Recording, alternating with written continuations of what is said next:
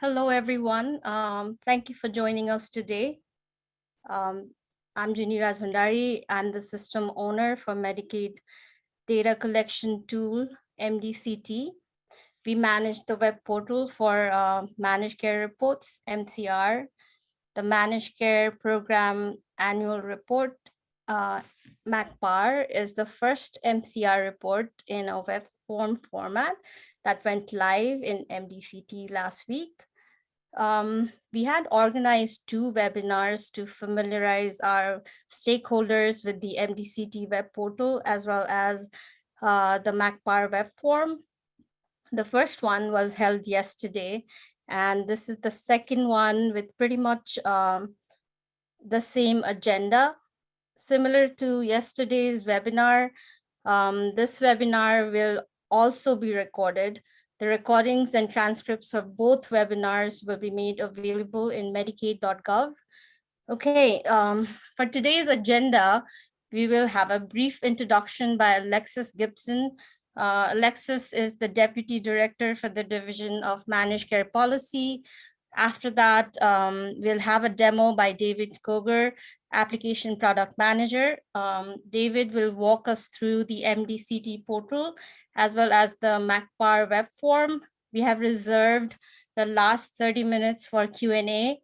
However, if you have any question during the demo or at any point during this webinar, feel free to click on the Q&A icon to open the question and answer window and add your question.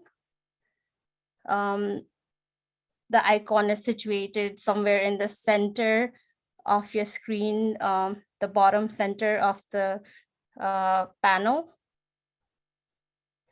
We will address your questions in the second half of the webinar. We highly encourage you to add your state's name or abbreviation to your participation display name so that we know to get back to you if we are unable to get to your question during the webinar.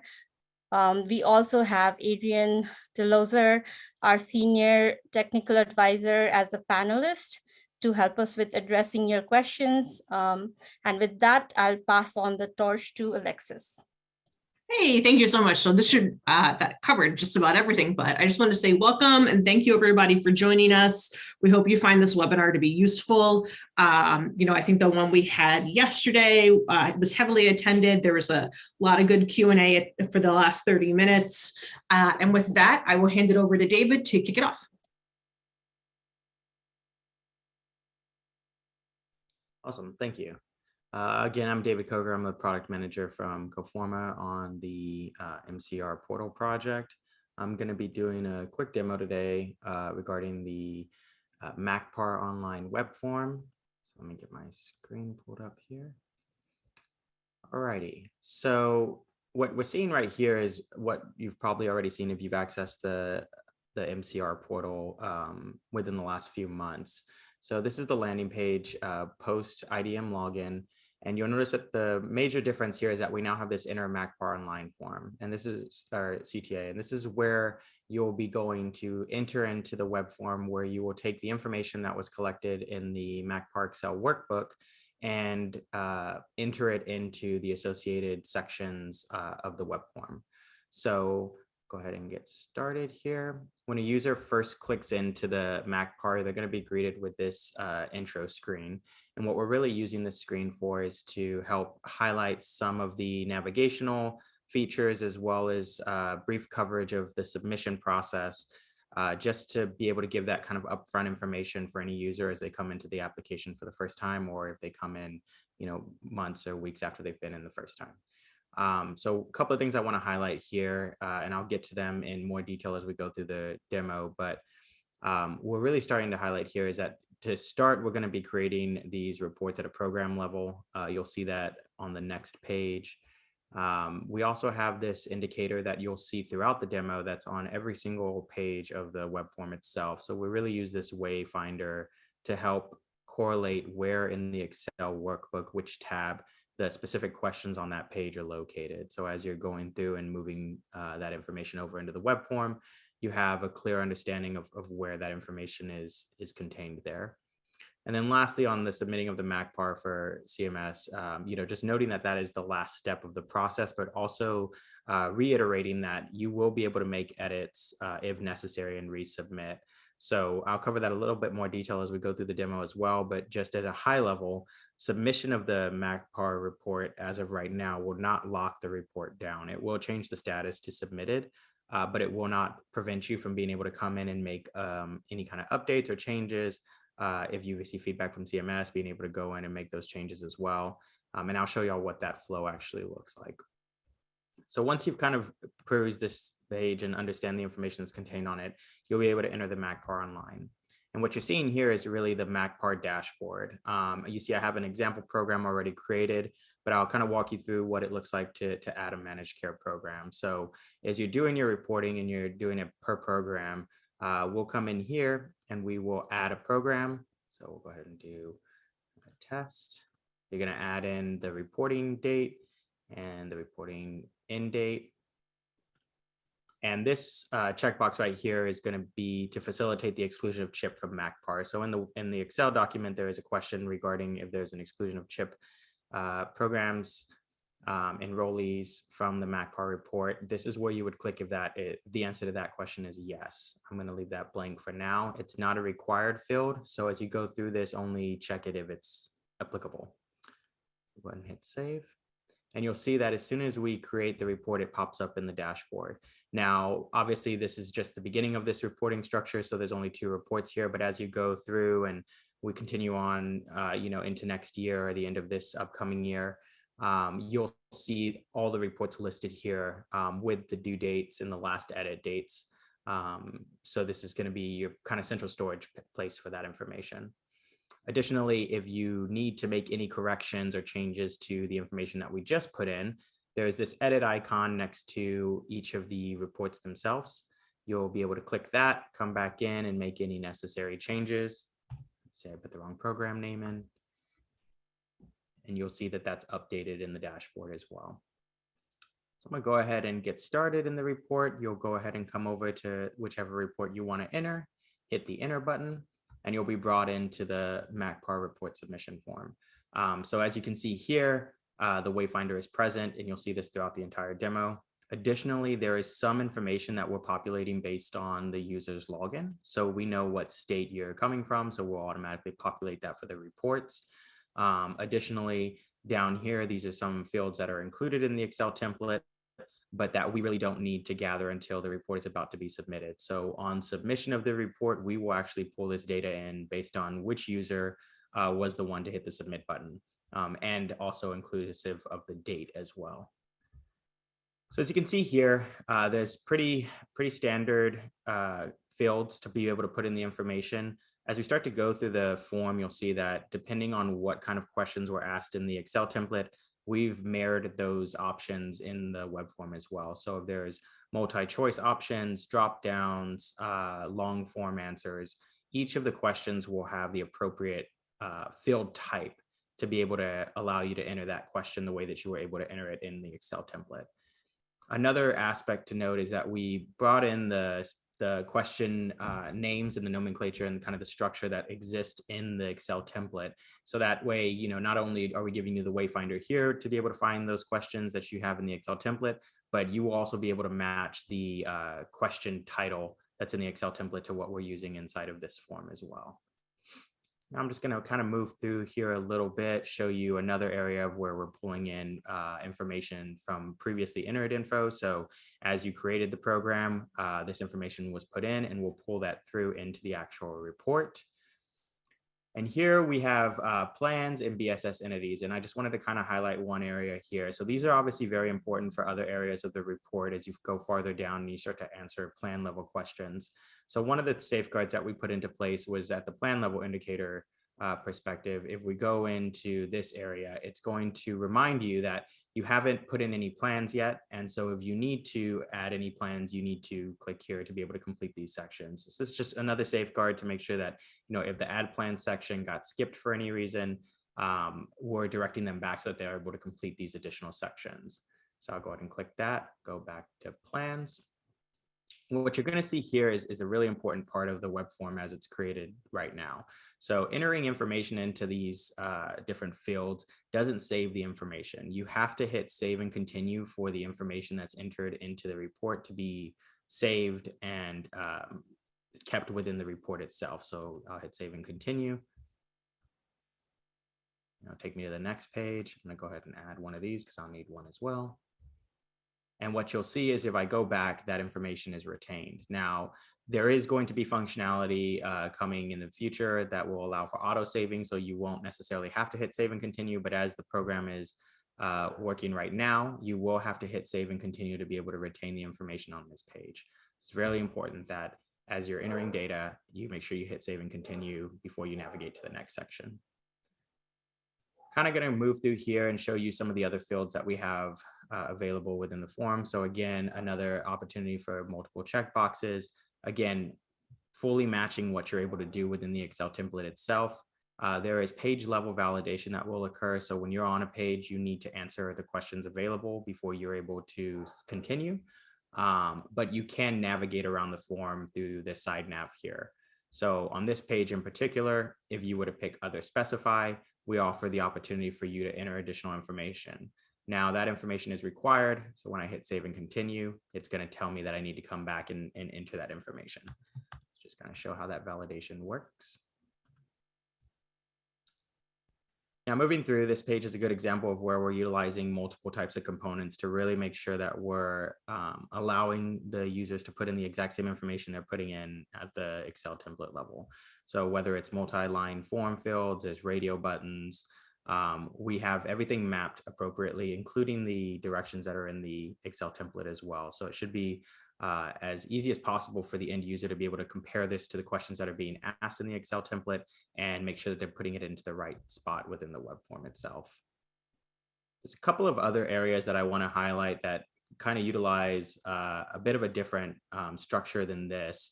And let me walk you through that. So quality measures is a good example of that. This is where we've taken the questions that are given in the Excel template and broken them out to help highlight the information that's input and then also give kind of a quick overview glance of what was entered per quality and performance measure, just to help the user who's entering this information understand that they are entering everything that they've put into the Excel template itself. So on pages like this, you'll see a CTA that exists here asking you to add that specific type of measure, sanction, or access measure. And when you click that, what you're going to be doing is you're going to be creating that initial card to be able to complete out the measure itself. So I'm going to go ahead and just enter some information here.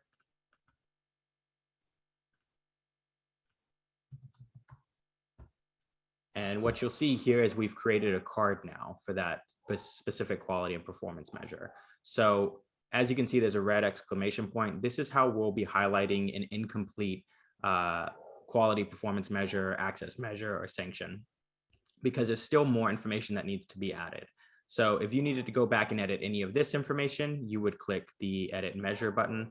If you needed to go and complete it, you would enter measure results. So what you'll see here is this drawer kind of pop out, and you'll see that we're pulling that plan level information that we had entered previously up in the first section to highlight which plans we're going to be providing measure results for. So these are the two plans that I had entered.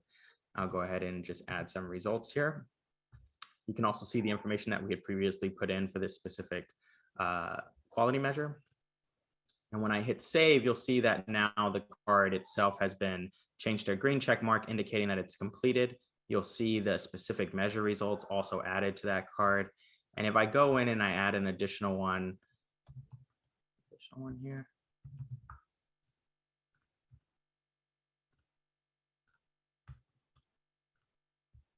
You'll see that it's now located below the first one as well. So, and you can kind of see the difference here between a completed one and an incomplete one.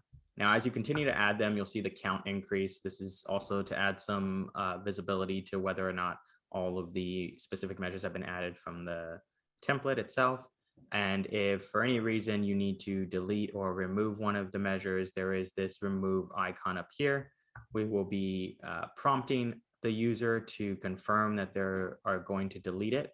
Again, this is because in many of these cases, there is information already put in, so that information will be lost and we're not able to bring that back for you.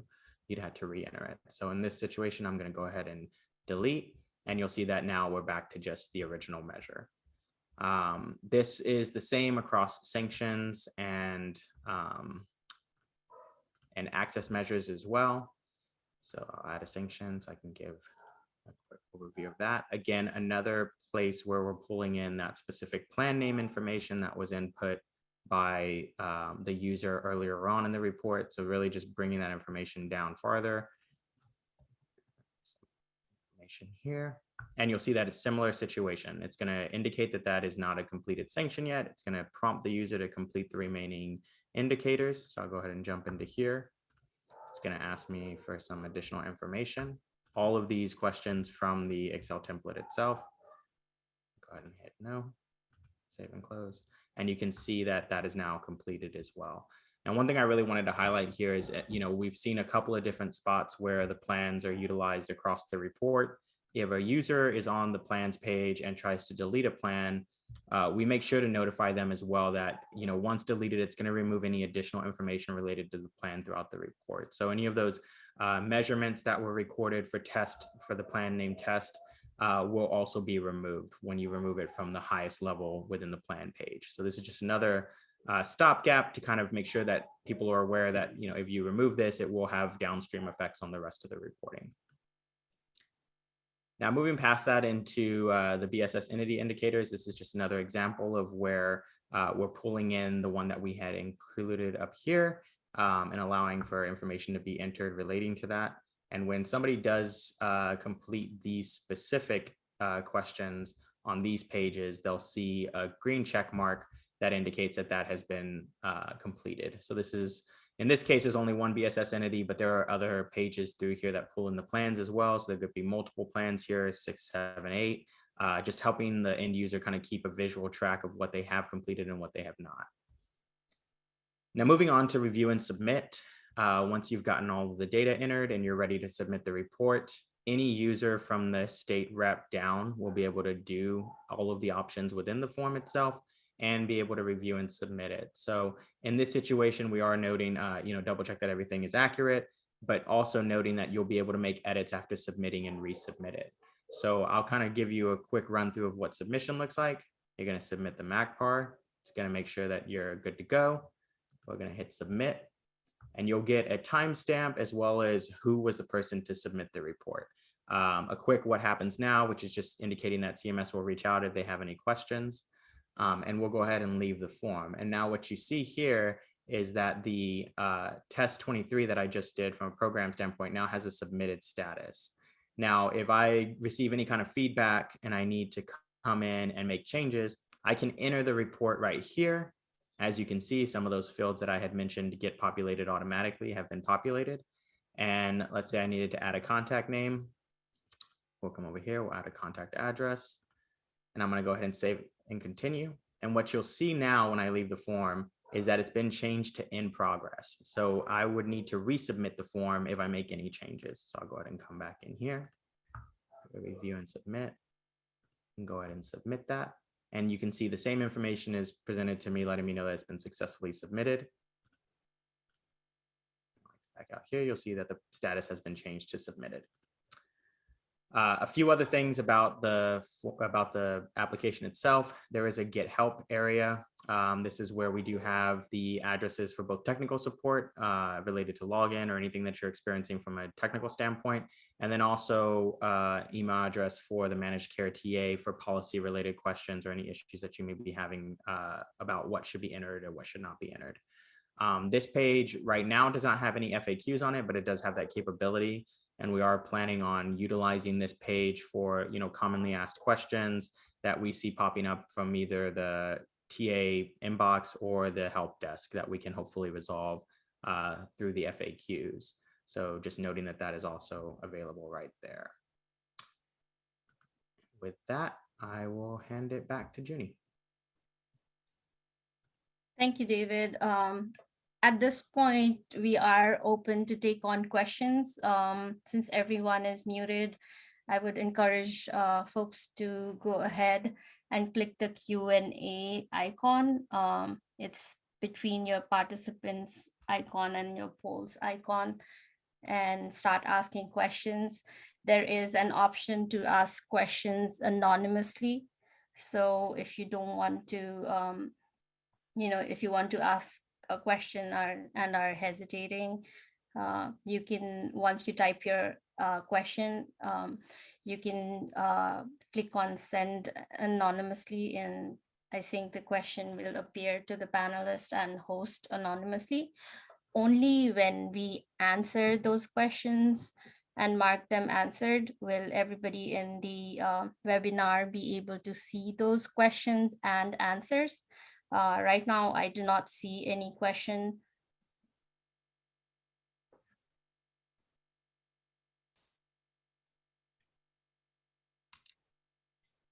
So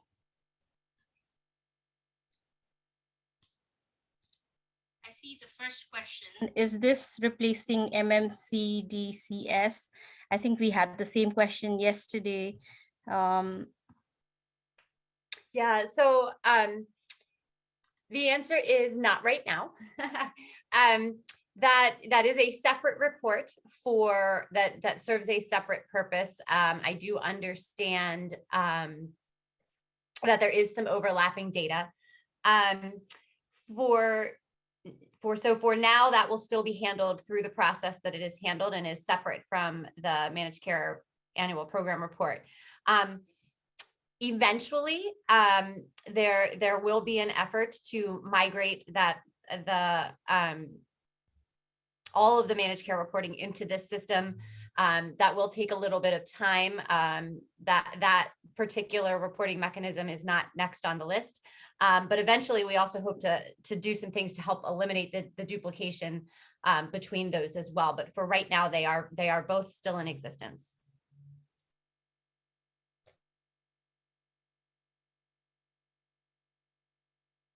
Thank you, Adrian. As we wait for, okay, I think we have another question. Okay, it was just a comment. Thank you. As we wait for other questions, I just wanted to let folks know that we have sent out the MCR IDM guides for both state representatives and state users. So those of you who know, those of the states that know, who your state representatives are, you can go ahead and use the IDM guide for state representative to request access.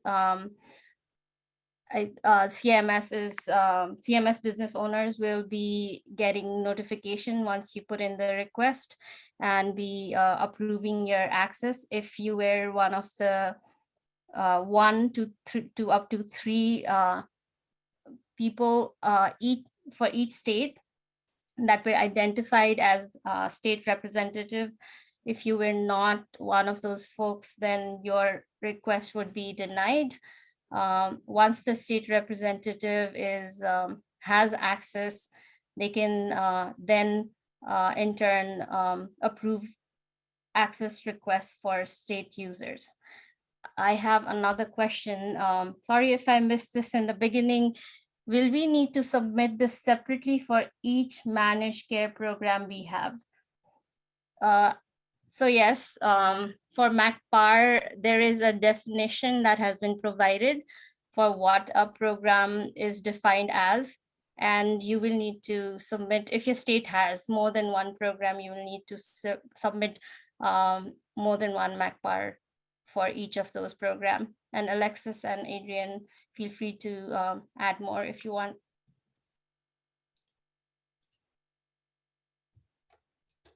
Nope, that's accurate. Thank you.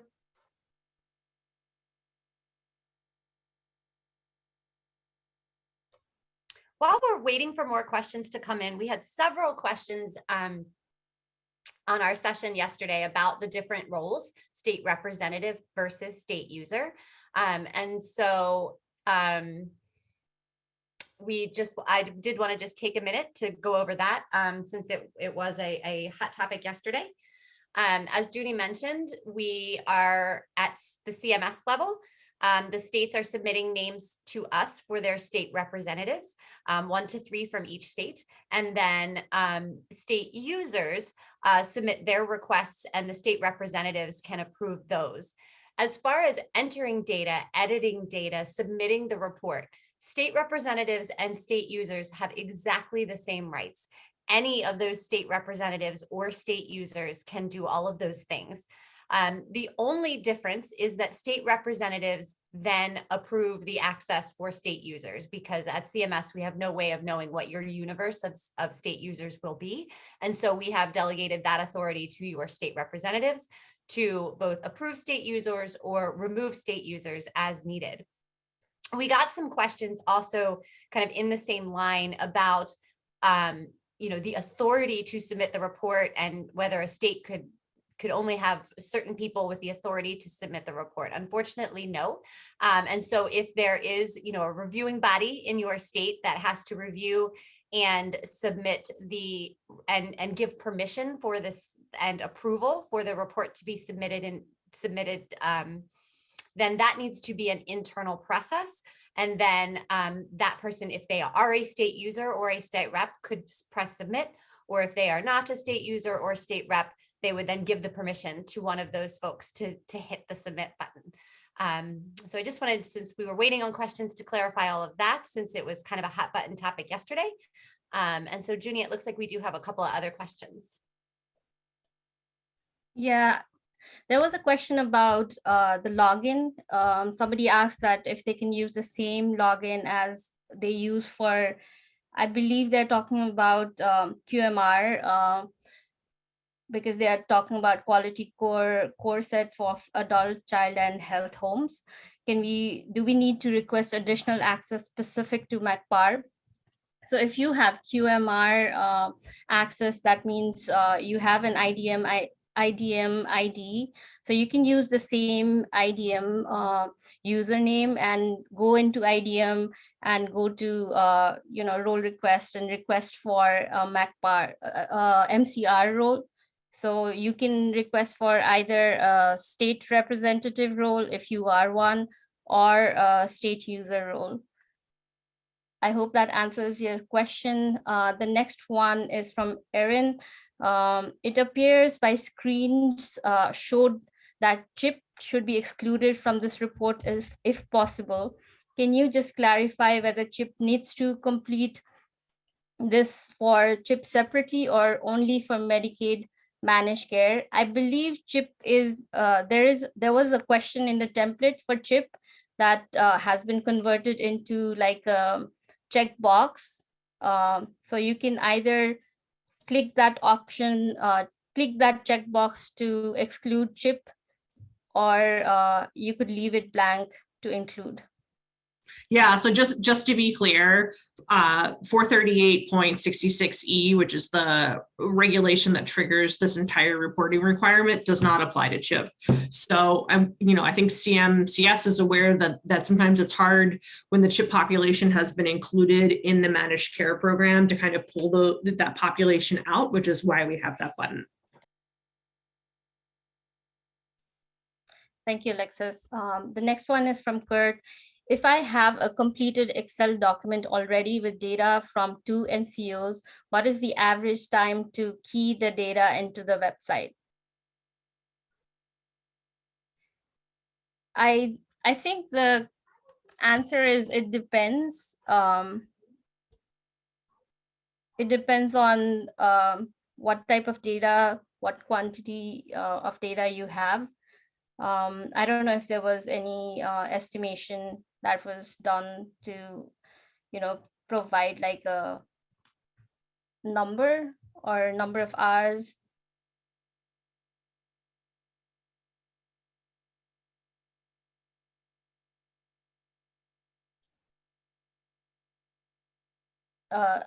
Is there anyone from the panelists that would like to add more?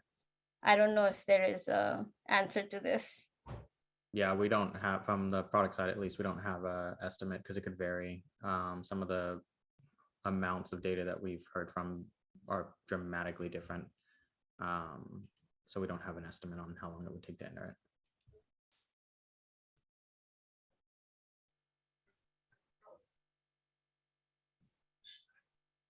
Thanks, David. The next one is from Hope. Not so much a question as a concern. There doesn't appear to be a way to upload data that has been populated in the provided MCPAR Excel tool with much effort, resource, and time. This portal seems to now require an additional resource to retype many, many rows of data, prompting manual data entry concerns. Those concerns, along with the inability to have a summary view of all the entered data for proofing and data entry, personally gives me pause. Can we request consideration on providing enhancements to allow for some of the systemic uploading of data? So the uploading of, I see David, you unmuted, but I'll just take it quickly and then you can add more. For the uploading of data, I don't think there is quick enhancements that's coming up, but for the checking of the data, we will have some features like data, like the export features in near future, so that you can look at the data entry. Also having this report in web form helps CMS to have it in a format that we can use for future enhancements, where you can copy over data year over year if there isn't much change to your data. Yep.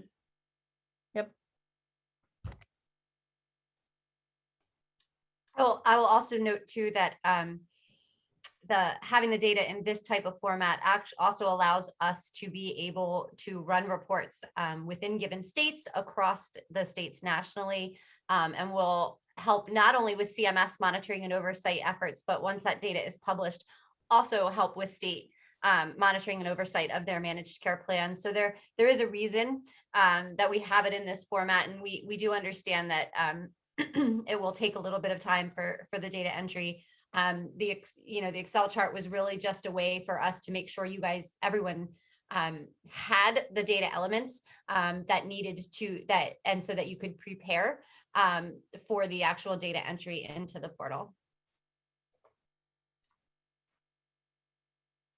Thank you. The next one is, can you repeat the regulation site just reference?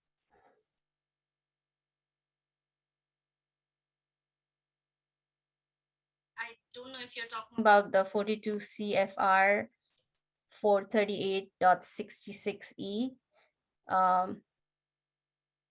I think that was the one that was mentioned.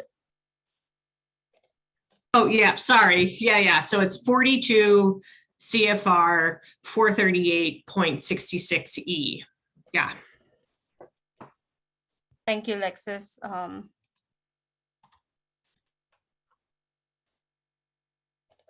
I don't see any other questions so far.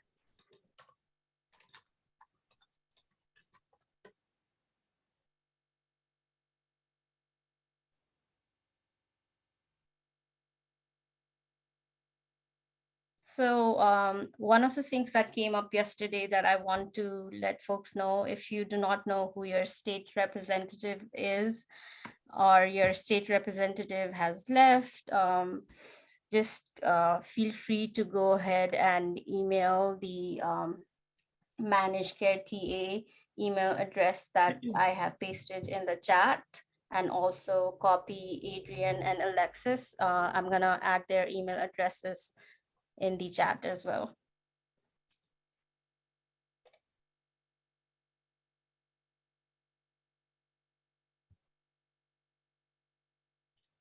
Also, if you have any access related question, just feel free to email the MDCT_help email address. That's the MDCT help desk email address.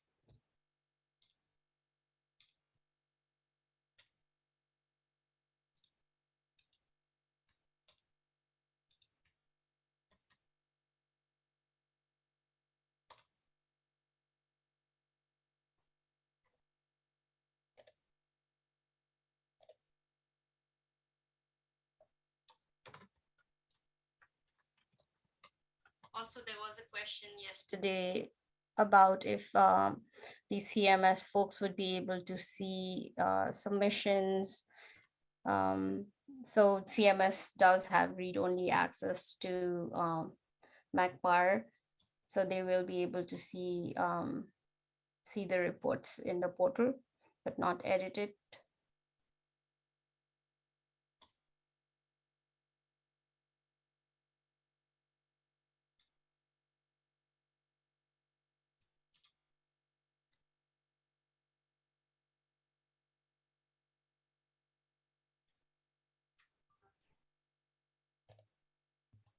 Also, there were some questions related to partially completed form.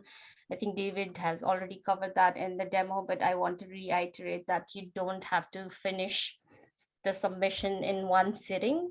You can, as long as you hit that save and continue button, it is going to save your entry, and you can come back at another time and work on your report.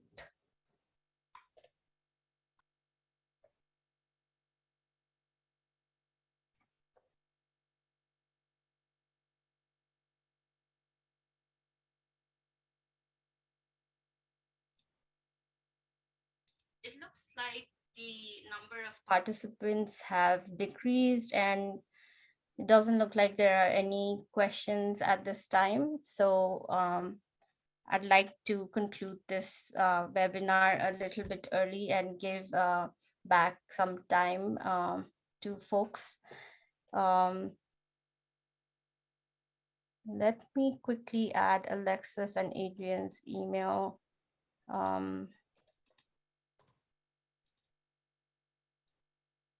To the chat, and then I think we can conclude this.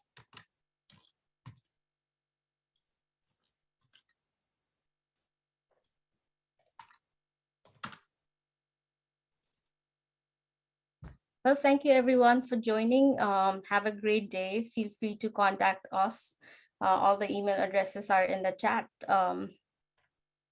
Thank you for your time.